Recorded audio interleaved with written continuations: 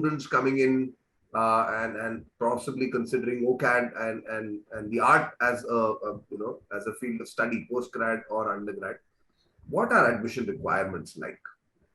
Yeah. So I just want to say this, that OCAD actually has a huge amount of Indian kids.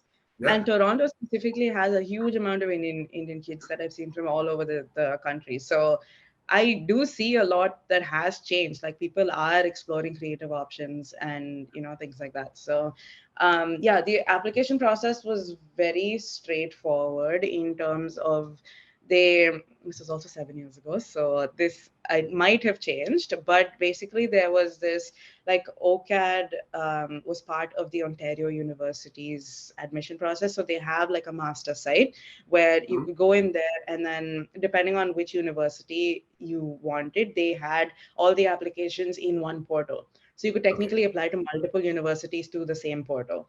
So within the OCAD portal, it, depending on the program, obviously looked at the website for the program on the OCAD website itself, which basically was about like 5 to 7 portfolio pieces, Hmm. right?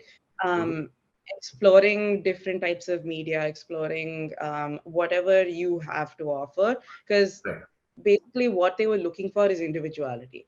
Because Right. that was a mistake I had made the first year that I applied. I got waitlisted because my portfolio looked very cookie cutter, because I was trying to think, what do they want to see? Right. But it was not about that. The second year, I applied with like illustration pieces, some design pieces, some like sculpture stuff in there, Wow. and that's what got me in. So I think like showing that this is the weird kind of things that I can do is what sort of attracts any creative to see you and realize that, okay, there is some weird energy here. It can be honed in, it can be sculpted into something wholesome, potential Right. to know that you are able to think bigger. So Okay. portfolio was definitely important. And then there was like you had to do like an IELTS or a TOEFL. I had just done both because I was applying to so many different places. So that is a choice, like whatever each person is inclined towards, do one of those tests. So you needed those English results, and obviously like your school results and stuff. Like your board exam results that I had to give. Because I was coming from LaSalle, I had to also show my transcripts from there, right? Because I was trying to transfer credits, but because there were such different systems, that credits couldn't transfer over. But Yeah. it at least gave them an idea of where I stood, which was very important in that as well. That was again like additional supplementary documents, right? Like if you did come from a different college, like why are you leaving that college? Why did you want to come here? And then which obviously led to your statement of purpose, which I Okay. guess was the main important thing as to why do you want to come here? Like, why do you want to get into the creative field in the first place? And I will say 7 years out of university, or like 4 years out of university, my answer today of why I got into design is the exact same thing that I put on my statement of purpose then. Oh, okay. Wow. Yeah. That's So, but this is what I'm saying. Like, I've just been lucky to have known exactly what I wanted to do, and I knew that I wanted to get into design for community innovation. I wanted to get into design for social impact. And that was something that I can like pull it out. I can pull up the Word document from those many years ago, and it says the same thing.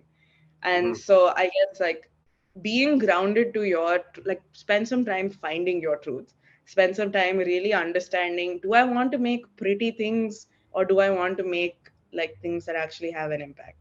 And there's no right or wrong answer. It's more like figure out what your actual truth is, and then apply with that. you know like there's nothing wrong in saying I want to make amazing work on social media and make Right. like amazing trends and things like that. That's perfect. Like if you know that that's what you want to do, that's great.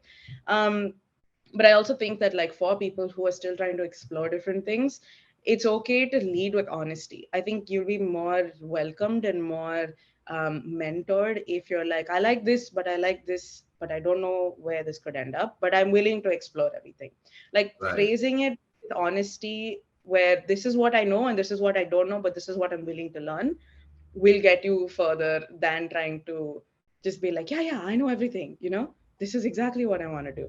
Mhm. um, so Okay. I will say that. And then I think the last of it were, I think two or three references from teachers. teachers, professors, if some people had worked already and like people were older coming into the program, if they had done internships at studios or agencies, anyone from there, either Sure. professional or educational mentors could be.